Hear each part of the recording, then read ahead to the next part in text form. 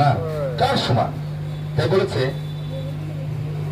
গুরু যদি কাউকে একবার মান্যতা দেয়, বলছে আগে নিজেকে চেনো, তারপর গুরুকে মানো, এ দেহ পাশ করে আনো। এই দেহকে যদি তোমার পাশ করতে হয়, লাইসেন্স পেতে হয়, যেমন আজকে আমরা উপস্থিত যেমন যে সমস্ত সাধুগুরু মহন্তরা রয়েছেন, আমরা একটা পাশ পেলাম। কেমন? আমরা তারাপীঠে আসলে জানবো, যে সমস্ত সাধুরা এখন উপস্থিত রয়েছে বা পরে যারা জানতে পারবে, অবগত হবে, যে এখানে আমার গুরু ভাই এবং যে একজন মহন্ত অপূর্ব গিরি মহারাজ, তার সান্নিধ্যে আসতে হবে, কিছু গিয়ে প্রেম পেতে হবে। ওখানে একজন মহন্ত বসে আছে, গেলে অবশ্যই আমরা প্রেমিক মানুষের দর্শন পাবো। স্বীকৃতি আর স্বীকৃতি। স্বীকৃতি মানে জনম। তুমি মনে করো বিজয় মালিয়ার ঘরে জন্ম নিল, কি রতন টাটার ঘরে জন্ম নিলে, তো জন্মগতই তো তুমি কোটিপতি, তোমার আর কামাই করার দরকার হলো না। কিন্তু স্বীকৃতি কি? তোমার বিয়ে পাশ করতে হবে, ব্যারিস্টার হতে হবে, উকিল হতে হবে, স্বীকৃতি নিতে হবে। এই জন্য স্বীকৃতি কর্মকার্যে হয়, স্বীকৃতি কিন্তু নয়।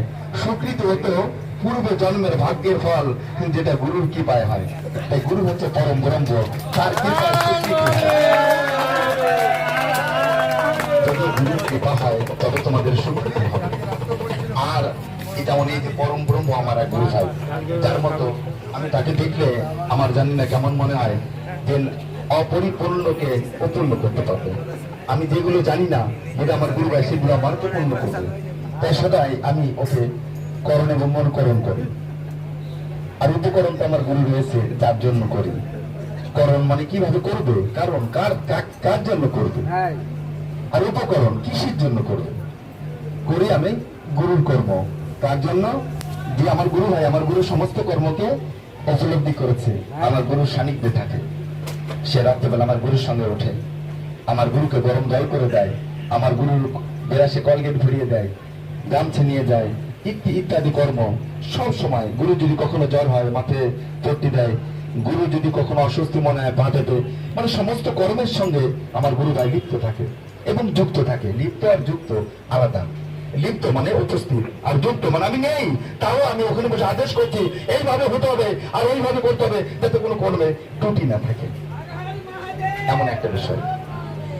এই যে আন্তরিক চেতনা, আমরা সাধনা করি আত্মচেতনার জন্য। বহিরঙ্গ, বাহিরঙ্গ, অন্তরঙ্গ, এই অঙ্গ হচ্ছে তিনটি, কিন্তু শরীর দুটো, একটা শারীরিক, একটা মানসিক।